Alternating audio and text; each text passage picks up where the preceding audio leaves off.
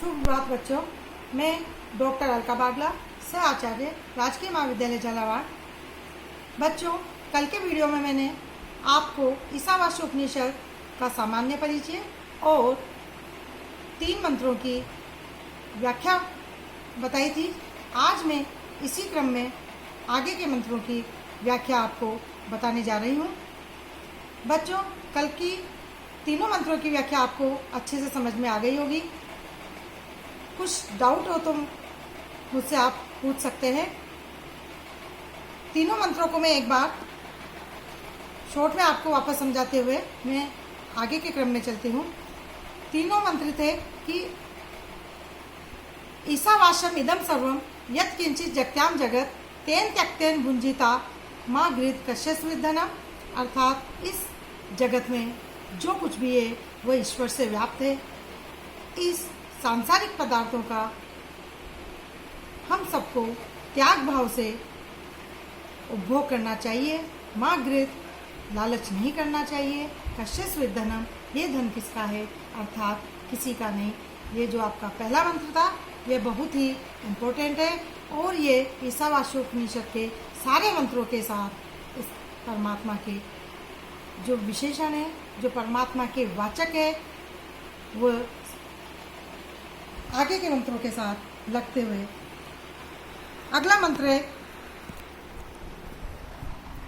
अनेजद एकम मनसो जवीयो न एनन देवा आपनुवन पूर्वम अर्षत तद धावतो अन्यान अत्यति तिष्ठत तस्मिन् अपो मातरिश्वा ददाति।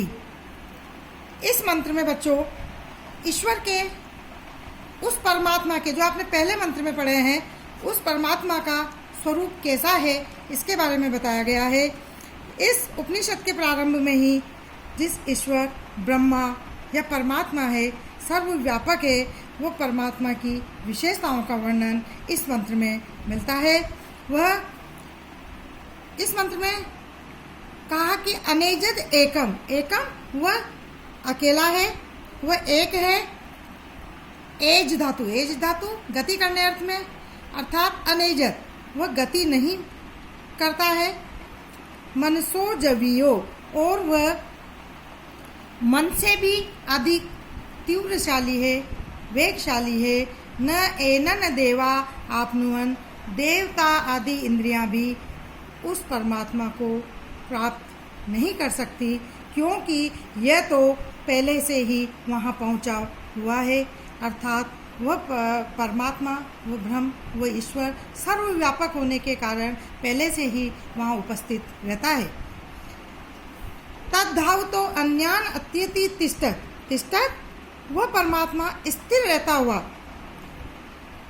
धाव तो दौड़ते हुए अन्य लोगों से या अन्य से वह अतिक्रमण कर जाता है। दौड़ने वाली जितनी भी है उन सबका वह अतिक्रमण कर जाता है। तस्मिन् अपो मातरिश्वा ददाति, वायु, मातरिश्वा वायु उस परमात्मा में प्राणियों के कर्मों को धारण करवाता है, अप कर्मों को धारण करता है। यह ऐसा वो परमात्मा, ऐसा वो ईश्वर का स्वरूप इस मंत्र में बताया गया है। अर्थात जो मातृश्वा शब्द है उसका अर्थ है वायु। वायु गति का माध्यम है। गति वाति गच्छति इति वायु, कर्म गति से ही किए जा सकते हैं। ईश्वर सर्वत्र व्यापक है, अतः वायु परमात्मा ही प्राणियों से कर्म कराता रहता है। बच्चों, इस मंत्र में यह बताया गया है कि वह आत्म तत्व कैसा है, वो परमात्मा कैसा है, जिस आत्मा का हनन करने से अज्ञानी लोग जन्म मरण रूप संसार को प्राप्त करते हैं और उसके विपरीत ज्ञानी लोग मुक्त हो जाते हैं। वे आत्मघाती ही है। तो आत्मा दृष्टा होने से मन के धर्म, सुख दुख द्वंद्वों का अतिक्रमण कर जाता है। बच्चों, अब अगला मंत्र है तद एजति तन न एजति, तद दूरे तद अंतिके, तद अनंतरस्य सर्वस्य उदु सर्वस्यास्य भायत। इस मंत्र में भी बच्चों परमात्मा में सब प्रकार की शक्तियों और स्थितियों की सत्ता को उसमें विरोधी गुणों की सत्ता बताकर हृदयंगम कराया गया है। वस्तुतः यह प्रथम श्लोक के ईशावास्यम इदम सर्वम यत् किंचित जगत्याम जगत का ही अनुवाद या व्याख्यान है कि वो जो ब्रह्मा है, तत् मतलब वो परमात्मा, वह ईश्वर, एजति वह गति करता भी है, तन न एजति और वह गति नहीं भी करता है, तद दूरे वो परमात्मा दूर भी है, वह ईश्वर अंति के पास भी है, तद अंतरस्य वह हमारे हृदय के अंतर भी है, सर्वस्य उदु सर्वस्य बाहत वह परमात्मा इस सब कुछ के अंदर भी है, निश्चय ही वह तत् इस सब कुछ के बाह्यत बाहर भी है।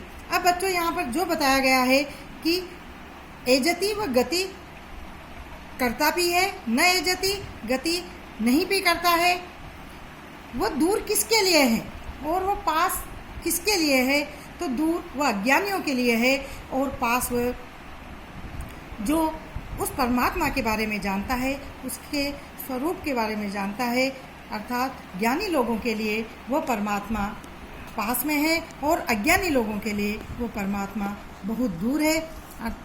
यही इस मंत्र का भाव है कि आत्मा अथवा ईश्वर या ब्रह्म के संबंध में इसी प्रकार के विचार मुंडक, मैत्रेयणी व कठोपनिषद में भी प्राप्त होते हैं।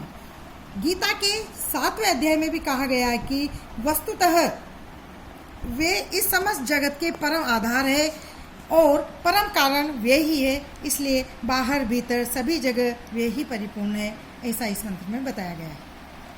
अब मैं अगले वीडियो में आपको आगे के मंत्रों की व्याख्या करूंगी।